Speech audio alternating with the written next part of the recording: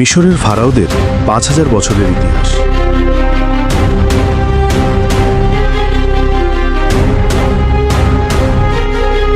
যে মিশর ছিল বিশ্বের প্রথম বৃহৎ পরাশক্তি, ফারাওদের শহর। নবী মুহাম্মদ সাল্লাল্লাহু আলাইহি ওয়াসাল্লাম তার মৃত্যুর আগেই স্পষ্টভাবে বলে গিয়েছিলেন যে মুসলমানরা একদিন মিশর জয় করবে। কিন্তু যখন তারা মিশর জয় করবে তখন সেখানকার সাধারণ মানুষের সাথে সদায় ব্যবহার করবে, কারণ তারা তোমাদের আত্মীয়। নবী মুহাম্মদ সাল্লাল্লাহু আলাইহি ওয়াসাল্লামের মৃত্যুর কিছুকাল পরেই মুসলমানরা উমর ইবনুল খাত্তাবের নেতৃত্বে রোমান ও পারস্য সাম্রাজ্যকে পরাজিত করে এই সমস্ত এলাকা জয় করে নেয়। কিন্তু মুসলমানরা এই এলাকাগুলো জয় করার পরপরই সেখানে একটি বড় সমস্যা দেখা দেয়। নতুন জয় করা এই এলাকাগুলোতে উনাউম নামক একটি বিপজ্জনক রোগ ছড়িয়ে পড়ে। এই রোগে মুসলমানদের অগ্রযাত্রা থেমে যায় এবং তাদের অনেক বড় জেনারেল শহীদ হন। এতে নতুন জেনারেলদের সুযোগ হয় মুসলমানদের নেতৃত্ব দেওয়ার। এই বড় জেনারেলদের শাহাদাতের পর হযরত উমর এই এলাকাগুলোতে নতুন জেনারেল নিয়োগ করেন এবং আমর ইবনুল আসকে মুসলমানদের সেনাপ্রধান বানান। আমর ইবনুল আস সেনাপ্রধান হওয়ার পর ধীরে ধীরে এই রোগ কমে আসে। যখন হযরত উমর মদিনায় এই খবর জানতে পারেন তখন তিনি পরিস্থিতি নিয়ন্ত্রণে আনতে মদিনা থেকে মুসলিম বাহিনীর দিকে রওনা হন। অবশ্যই যাবার আগে তিনি মদিনা এবং পুরো আরবের নিয়ন্ত্রণ হযরত আলী রাদিয়াল্লাহু তাআলা আনহুর হাতে তুলে দেন। এর অর্থ হলো, যদি এই সফরে হযরত উমরের কিছু হয়ে যেত তাহলে স্বয়ংক্রিয়ভাবে হযরত আলী রাদিয়াল্লাহু তাআলা আনহু এই সাম্রাজ্যের নতুন খলিফা হতেন। হযরত উমর সিরিয়ায় পৌঁছানোর পর নতুন সেনাপ্রধান আমর ইবনুল আসের সাথে তার দেখা হয়। আমর ইবনুল আস খলিফা উমরের সামনে একটি নতুন এবং চমৎকার পরিকল্পনা পেশ করেন যে এখন তাদের থেমে না থেকে একটি নতুন বিশ্বের দিকে যাওয়া উচিত, মিশরের দিকে। কিন্তু মিশর কেন? মুসলমানরা তো রোমান সাম্রাজ্যের রাজধানীর দিকেও যেতে পারত, কারণ মিশর কোনো সাধারণ এলাকা ছিল না। গত হাজার হাজার বছর ধরে মিশর বিশ্বের সবচেয়ে ধনী এলাকাগুলোর মধ্যে একটি ছিল, যার শক্তি কোরআনেও বারবার ব্যাখ্যা করা হয়েছে। কিন্তু মিশর এত শক্তিশালী হলো কিভাবে? ৫,০০০ বছর আগে বিশ্বের পরিস্থিতি এমন ছিল যে বিশ্বের সবচেয়ে গুরুত্বপূর্ণ জিনিস ছিল শুধু একটি, পানি। এবং যার কাছে বিশ্বের সবচেয়ে বেশি পানি থাকত সেই পুরো বিশ্ব শাসন করত। এবং অবশ্যই সেই সময় থেকে আজ পর্যন্ত বিশ্বের সবচেয়ে বড় নদী মিশরেই ছিল নীল নদ।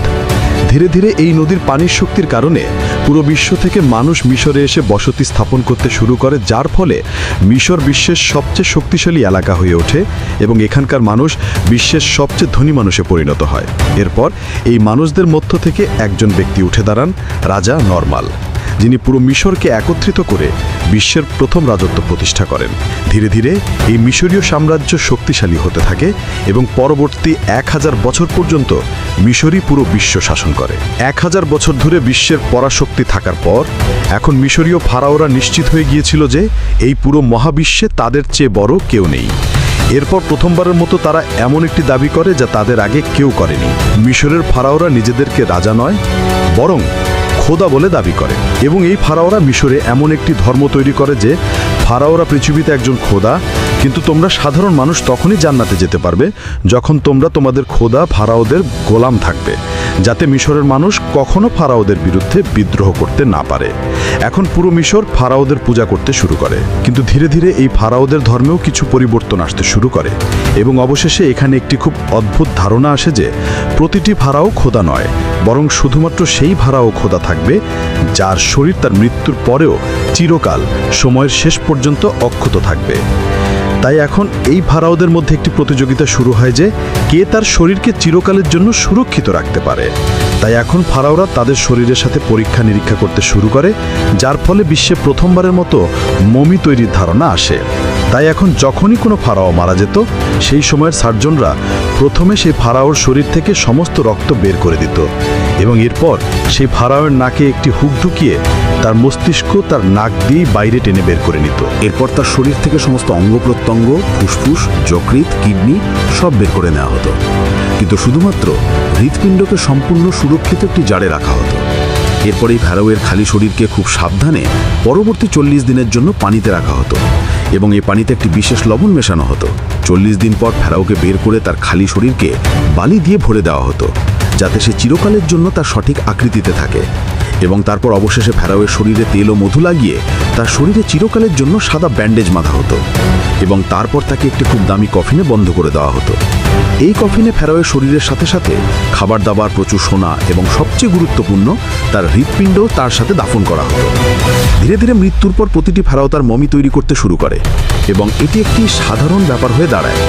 তাই এখন মৃত্যুর পর খোদা হওয়ার এই প্রতিযোগিতা মমি থেকেও এগিয়ে যায় এবং পরবর্তী নতুন ফেরাওরা শুধু মমিই নয়, বরং তাদের মমিগুলোর উপরে বড় বড় ইমারত তৈরি করতে শুরু করে, যা প্রথমে শুধুমাত্র সাধারণ ইমারত এবং মন্দির ছিল। কিন্তু ধীরে ধীরে এই ইমারতগুলো বড় হতে থাকে এবং এইভাবে বিশ্বে প্রথমবারের মতো পিরামিডের ধারণা আসে। তাই এখন যে ফেরাও মারা যেত, সে তার মমিগুলোর ওপর একের পর এক বড় বড় পিরামিড তৈরি করতে শুরু করে এবং প্রতিটি ফেরাও চাইতো যে তার পিরামিড পূর্ববর্তী ফেরাওয়ের পিরামিডের চেয়েও বড় হোক। এবং ধীরে ধীরে এই পিরামিডগুলো এত বড় হয়ে যায় যে অবশেষে ফেরাও খুফুর একটি পিরামিড বিশ্বের সবচেয়ে বড় ইমারতের খেতাব এই পিরামিডের কাছে ছিল। কিন্তু ৩৫০০ বছর পর অবশেষে এই পিরামিডের রেকর্ড লন্ডনের এই গির্জা ভেঙে দেয়। কিন্তু এই গির্জাও বেশি দিন তার জায়গায় দাঁড়িয়ে থাকতে পারেনি এবং এটি ভেঙে পড়ার সাথে সাথেই পিরামিড আবার বিশ্বের সবচেয়ে বড় ইমারত হয়ে ওঠে। কিন্তু পরবর্তী সময় আইফেল টাওয়ার এবং অন্যান্য ইমারতগুলো পিরামিডের এই রেকর্ড ভেঙে দেয়। আজ বিশ্বের সবচেয়ে বড় ইমারত হলো বুর্জ খলিফা। আমরা সবাই জানি যে এর উচ্চতা সবচেয়ে বেশি, কিন্তু ওজনের দিক থেকে যদি 12টি বুর্জ খলিফাকে একত্রিত করা হয় তাহলেও একটি পিরামিড বেশি ভারী হবে। অর্থাৎ এই পিরামিড এত বড় যে এই পিরামিডের ভিতরে 2000টি বড় বড় ট্রাক সহজেই পার্ক করা যেতে পারে। এখন সমস্ত ফেরাও এই পিরামিডগুলো তৈরি করছিল, কিন্তু এই পিরামিডগুলো তৈরি করতে গিয়ে তারা বুঝতে পারেনি যে এগুলো তৈরি করতে অনেক বেশি অর্থ খরচ হতো। এই কারণেই এই পিরামিডটি আজ বিশ্বের সবচেয়ে বড় পিরামিড এবং এই পিরামিডের পর পরবর্তী পিরামিডগুলোর আকার ধীরে ধীরে ছোট হতে শুরু করে। এবং শুধু পিরামিডই নয়, বরং এই পিরামিডগুলোর কারণে পুরো মিশরের অর্থনীতিও দুর্বল হতে শুরু করে এবং হাজার হাজার বছরে প্রথমবারের মতো এমন মনে হচ্ছিল যে অবশেষে মিশর তার পরাশক্তির খেতাব হারাবে। যখন মিশরের অর্থনীতি খুব দুর্বল হয়ে পড়ে, ঠিক সেই সময়েই মিশরের বাজারে একটি ছোট শিশুকে গোলাম বানিয়ে বিক্রি করা হচ্ছিল। কিন্তু এই শিশুটি বাকি সব শিশুদের থেকে সম্পূর্ণ আলাদা ছিল, অর্থাৎ তার মতো সুন্দর সেখানে আর কেউ ছিল না। যার কারণে এই শিশুটিকে মিশরের একজন খুব শক্তিশালী মন্ত্রী দত্তক নেন এবং এরপর এই গোলাম শিশুটি ইউসুফ আলাইহিসসালাম পুরো মিশরের প্রধানমন্ত্রী হন। ইউসুফ আলাইহিসসালাম বাদশাহের সাথে মিলে মিশরের পুরো অর্থনীতি নিয়ন্ত্রণ করেন এবং যে মিশর এর আগে সম্পূর্ণ ভেঙে পড়ার উপক্রম হয়েছিল তাকে আবার একটি পরাশক্তি বানিয়ে তোলেন। কিন্তু তার মৃত্যুর পর ইউসুফ আলাইহিসসালাম এবং তার ভাইদের বংশধর বনি ইসরাইল এই মিশরেই বসবাস করতে থাকে এবং কিছুকাল পরেই তারা মিশরের সবচেয়ে শক্তিশালী মানুষে পরিণত হয়। কিন্তু বনি ইসরাইল তাদের শক্তির শীর্ষে পৌঁছানোর সাথে সাথেই মিশরের দুটি বড় শক্তির মধ্যে একটি বড় যুদ্ধ শুরু হয়, যেখানে একজন নতুন ফারাও এসে পুরানো রাজবংশকে শেষ করে দেয় এবং মিশরে একটি নতুন রাজত্ব প্রতিষ্ঠা করে। এই নতুন ফারাও মিশরের পুরনো সমস্ত নিয়ম ভেঙে একটি নতুন ব্যবস্থা তৈরি করে, যার মধ্যে সবচেয়ে গুরুত্বপূর্ণ নিয়ম ছিল যে আজ থেকে বাইরে থেকে আসা লোকদের মিশরে একেবারেই সহ্য করা হবে না। এরপর অবশ্যই বনি ইসরাইলের উপর মিশরে খুব কঠোর অত্যাচার করা হতে থাকে। ঠিক যেমন আজ আমেরিকার নতুন রাষ্ট্রপতি ডোনাল্ড ট্রাম্প ক্ষমতায় এসে ঠিক একইভাবে আমেরিকা থেকে অভিবাসীদের বের করে দেওয়ার পরিকল্পনা করেছেন। Day one, we will begin working. এখন মিশরের সমস্ত বনি ইসরাইলের নতুন ফারাও ক্ষমতায় এসে বনি ইসরাইলের সমস্ত ব্যবসা বন্ধ করে দেয় এবং তাদের নিজেদের গোলাম বানিয়ে নেয় এবং এইভাবেই পরবর্তী 400 বছর পর্যন্ত বনি ইসরাইল মিশরের মানুষের গোলাম থাকে। কিন্তু এই 400 বছরে বনি ইসরাইলের মনে শুধু একটাই আশা ছিল যে একদিন অবশ্যই তাদের একজন নবী আসবেন যিনি তাদের এই কঠোর গোলামি থেকে মুক্ত করবেন, এবং ঠিক এমনটাই ঘটেছিল। 400 বছর পর হঠাৎ একদিন ফারাওয়ের কাছে একজন জ্যোতিষী আসে এবং সেই এসে ফারাওকে জানায় যে খুব শিগগিরই মিশরের মাটিতে একটি শিশু জন্মগ্রহণ করবে, যার সম্পর্ক বনি ইসরাইলের বংশের সাথে হবে, যে তোমাদের ফারাওদের এই 3000 বছরের সাম্রাজ্যকে শেষ করে দেবে। এই কথা শুনে ফারাও সম্পূর্ণ হতবাক হয়ে যায় এবং সে অবিলম্বে নির্দেশ দেয় যে বনি ইসরাইলে আজ থেকে যে কোনো ছেলে শিশু জন্মগ্রহণ করবে তাকে জন্ম নেবার সাথে সাথেই মেরে ফেলা হবে। এরপর তার সৈন্যরা প্রতিটি ঘরে ঘরে গিয়ে মায়েদের কাছ থেকে শিশুদের কেড়ে নিয়ে তাদের হত্যা করতে শুরু করে। কিন্তু যে শিশুটিকে তারা আসলে খুঁজছিল, মুসা আলাইসাল্লাম, সে তাদের হাতে আসেনি। তারা তাকে হত্যা করতে পারেনি, বরং এই শিশুটিকে ফারাও তার নিজের ঘরেই লালন পালন করতে শুরু করে। এরপর যা ঘটেছিল তা আমরা সবাই জানি। অর্থাৎ মুসা আলাইসাল্লাম নবী হওয়ার পর ফারাওয়ের সামনে এসে একটি দাবি করেন যে তার বংশ বনী ইসরায়েলকে গোলামি থেকে মুক্ত করা হোক, এবং অনেক অলৌকিক ঘটনার পর অবশেষে ফারাও তার কথা মেনে নেয় এবং বনী ইসরায়েলকে মুক্ত করে মিশর থেকে বের হওয়ার অনুমতি দেয়। এরপর বনী ইসরায়েলের 6 লক্ষ মানুষ এক রাতেই 400 বছর পর মিশর ছেড়ে ফিলিস্তিনের দিকে রওনা হয়। কিন্তু হঠাৎ করে এমন কি ঘটেছিল যে সেই সময়ের ফারাও রামসিস বনী ইসরায়েলকে অনুমতি দেওয়ার পরেও তার কড়া প্রতিশ্রুতি ভেঙে দেয় এবং তার পুরো সেনাবাহিনীকে যুদ্ধের জন্য প্রস্তুত হওয়ার নির্দেশ দেয়। এরপর রামসিস তার পূর্ণ শক্তি নিয়ে মুসা আলাইসাল্লামের পিছু ধাওয়া করতে শুরু করে। কিন্তু যখনই সে বনী ইসরায়েলকে শেষ করার জন্য তাদের একেবারে কাছাকাছি পৌঁছায়, ঠিক সেই মুহূর্তে আল্লাহ মুসা আলাইসাল্লাম এবং বনী ইসরায়েলকে রক্ষা করেন এবং রামসিস ফারাও এবং তার পুরো সেনাবাহিনীকে এই পানিতে ডুবিয়ে দেন। এখন এখানে একটি বড় সমস্যা আছে যে মুসা আলাইসাল্লামের উল্লেখ মিশরের পুরো ইতিহাস ট্যাবলেট লেখায় কোথাও নেই। মুসা আলাইসাল্লামের গল্প আমরা শুধুমাত্র বাইবেল এবং কুরআনে পাই।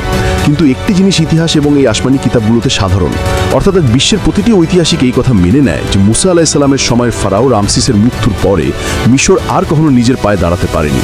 অর্থাৎ মুসা আলাইসাল্লাম শুধুমাত্র একজন ফারাওকে নয়, বরং মিশরের গত 3000 বছরের শাসনকে চিরকালের জন্য শেষ করার সূচনা করেছিলেন। রামসিস ছিল মিশরের শেষ বড় ফারাও, যে তার অহংকারের কারণে নিজেকে এবং তার পুরো সেনাবাহিনীকে শেষ করে দিয়েছিল। এরপর পুরো বিশ্ব বুঝতে পারে যে ফারাও কোনো খোদা নয়, বরং শুধুমাত্র একজন সাধারণ মানুষ। এরপর এখান থেকে প্রথমবারের মতো মিশর তার পরাশক্তির খেতাব ধীরে ধীরে হারাতে শুরু করে এবং এখানকার পরিস্থিতি এত খারাপ হয় যে আজ পর্যন্ত এই সময়কে অন্ধকার যুগ নামে স্মরণ করা হয়। কিছুকাল পরেই মিশরের কাছে ফিলিস্তিনে বিশ্বের একটি নতুন পরাশক্তি সামনে আসে, যার বাদশাহের নাম ছিল সুলাইমান আলাইহিসসালাম। এইভাবে পরবর্তী সময় মিশরের শক্তি দুর্বল হতে থাকে এবং এত দুর্বল হয় যে অনেক সাম্রাজ্য এখানে আক্রমণ করে এটিকে জয় করে, যার মধ্যে একজন বাদশাহের নাম ছিল আলেকজান্ডার দ্য গ্রেট। কিন্তু আলেকজান্ডার দ্য গ্রেটের সাম্রাজ্যের পর অবশেষে একটি নতুন পরাশক্তি, দ্য গ্রেট রোমান সাম্রাজ্য, অবশেষে মিশরকে পূর্ণ শক্তি দিয়ে জয় করে এবং পরবর্তী 600 বছর পর্যন্ত রোমান সাম্রাজ্যই মিশরে শাসন করে এবং কেউ তাদের কাছ থেকে মিশর কেড়ে নিতে পারেনি। কিন্তু এখন অবশেষে 600 বছর পর রাসূলুল্লাহ সাল্লাল্লাহু আলাইহি ওয়াসাল্লামের হাদিস পূর্ণ হওয়ার সময় এসে গিয়েছিল এবং মুসলমানরা ওমর ইবনুল খাত্তাবের খেলাফতে রোমান সাম্রাজ্য থেকে মিশর কেড়ে নেওয়ার জন্য তার দরজায় দাঁড়িয়েছিল।